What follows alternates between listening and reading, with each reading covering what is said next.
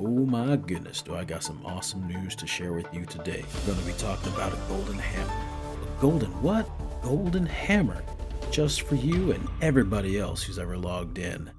We're going to be discussing the new trials for the week, the first person glitch, and the new cheater ban that has been implemented by Embark. So, without wasting time, we're just going to jump right in. First thing we're covering is the 12 million copies and the golden hammer. So, Arcraiders has officially sold 12 million copies. So Embark's giving everyone a free golden hammer. What? You read it, a free golden hammer. The way it took off, I think, took all of us by surprise. If you've logged in a single time, you'll get the Golden Raider tool automatically. Confirming a recent analyst estimate, Arcraiders developer Embark Studios announced that the game has sold 12 million copies across all platforms since its launch on October 30th, 2025. To celebrate this milestone, Embark is giving all players a Golden Raider tool. This reward was originally intended to celebrate 10 million players, but the holiday rush catapulted the game right past that. To claim the Gold Hammer, you just need to have logged into Arcraiders a single time before midnight, 6 p.m. Eastern Time, 3 p.m. Pacific Time on January 13th of 2026. In other words, play the game on or before Tuesday this week. If you've already played, you're quite literally golden. Da-da-da-ch. The hammer should arrive via in-game mail on January 13th. The community of Raiders has helped shape this game from the very beginning, and their passion, feedback, and ingenuity continue to guide how we build, support, and grow this world for the long term. Executive producer Alexander Grondel says in a press release. Games Radar Plus recently spoke to Arcraiders design lead Virgil Watkins and discussed this milestone. Asked if he feels more relief that the game is successful or more pressure from a huge audience. Watkins says it's probably a bit of both.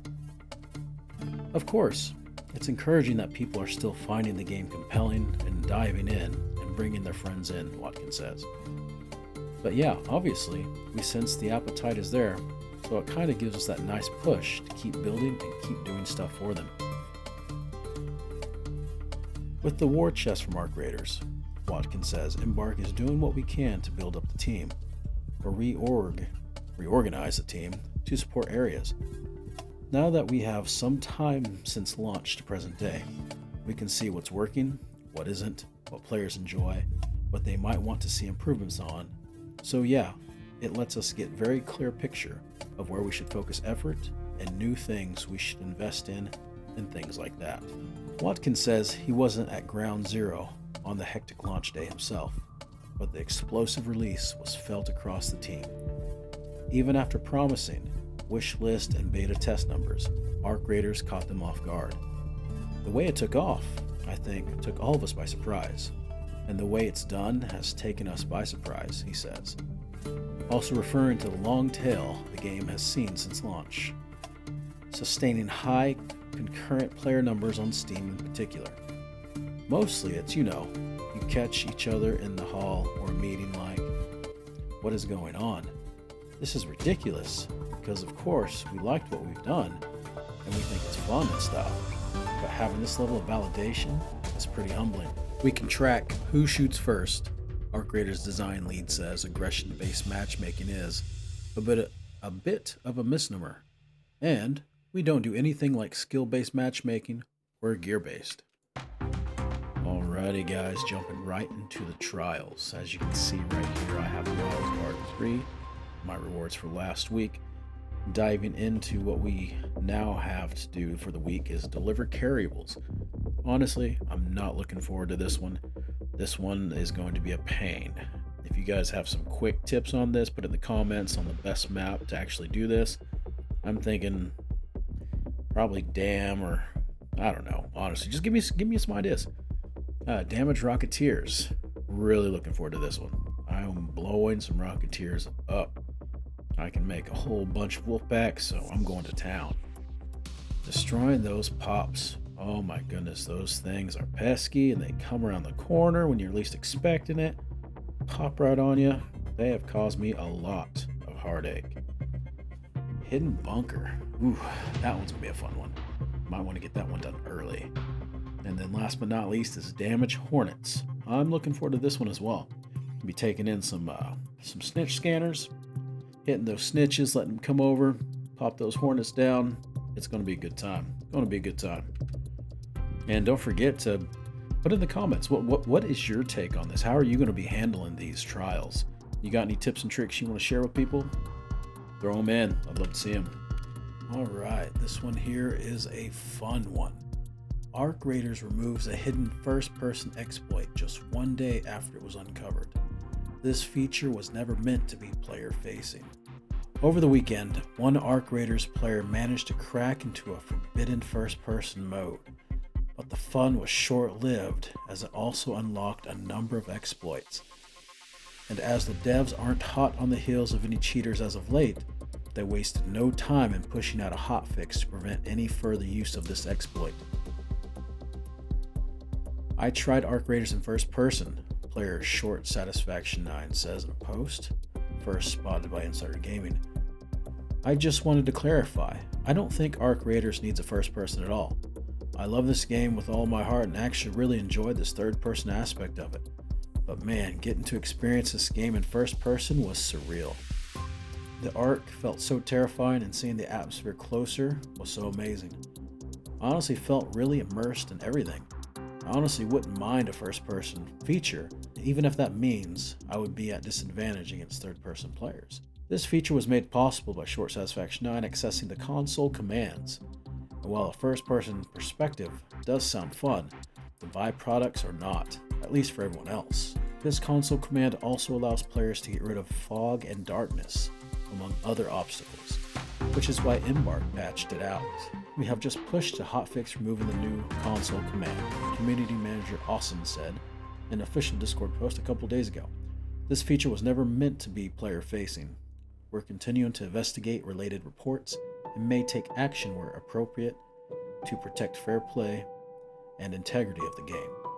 So that's the end of that then. Mind you, as Short Satisfaction 9 mentioned, it's not like players would get any benefit from strictly using first-person perspective. Third person is way better in PvP games. One example of why is simply that it's easier to see enemies coming as you peek corners without exposing yourself.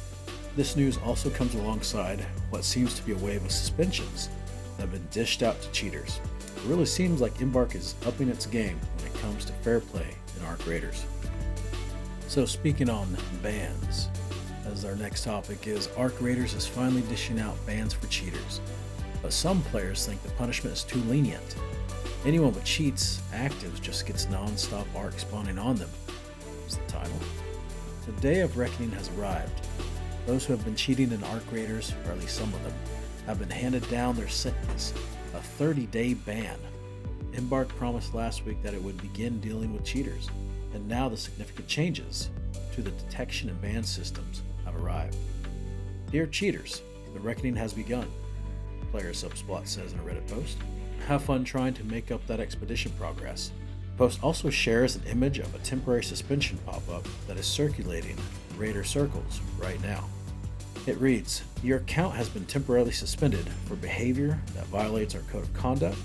Your access will be restored 2026-02, which is a month from now, hence the 30-day ban. It is a great day for anyone who's been at the mercy of cheaters and Arcraiders, even if Embark has been good enough to give loot back to those who have had it stolen by players who are cheating. But as with anything, there are some who don't think the punishment has gone far enough. If they're cheating, then why isn't it permanent? One player asked. To which I say, because that's not how the cookie crumbles. Permanent bans tend to be dished out to repeat offenders. Plus, Embark may want to take into consideration the extent to which individuals have been cheating. It's one thing to mess with the game files to get a trippy first-person perspective, and a totally other issue to aimbot. But even still, some players have decided on special kinds of punishments for cheaters that go way beyond a simple suspension. Anyone with cheats active just gets non-stop arc spawning on them, one player says. Other punishments include making cheaters clip through the floor. Encumber cheaters with a 10% slower walking speed. Cover every inch of the map with infinitely respawning fireballs. Condemn the cheaters to fight each other in a gladiatorial arena. I would like to see cheaters condemned to only spawning into matches late and have nothing to find but plastic parts and the occasional fabric. But that's just an idea. The main thing is that Embark is finally doing something to combat cheaters, and hopefully, as time goes on, its detection systems will improve and the punishments will escalate accordingly, because no one likes losing to a dirty little rat. I know I don't. So I'm curious, what are some of your ideas? Do you think some of these ideas are good? Do you think the 30-day ban is not enough? I'm curious, what do you think? Personally, I think it's good to give somebody a chance to change and actually play the game fairly.